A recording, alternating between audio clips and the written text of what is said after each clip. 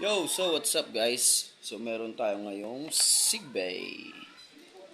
Tikman natin siya. Siya ay 10 ml, 30 mg. Ang flavor nito ay Pink Yakult. Yakult. So ibig sabihin malamig. Kung binuksan nyo yung box, meron siyang kasamang lanyard. Yung lanyard ganito, itim. And then, yun, may takip. Tapos ganito yung tsura niya, ang angas. Masyado siyang slice and then malapad. Handy. Ngayon, ang ganda for the best. Tikman natin siya. Tanga, meron pa pala.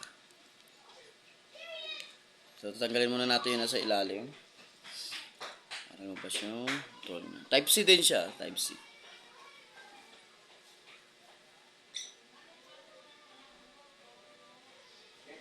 Yakult nga.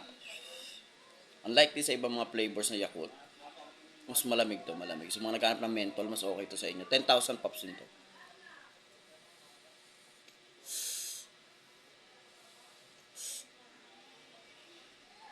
Sarap. Sigbay. Sarap to, masarap. Hindi nakakaumay.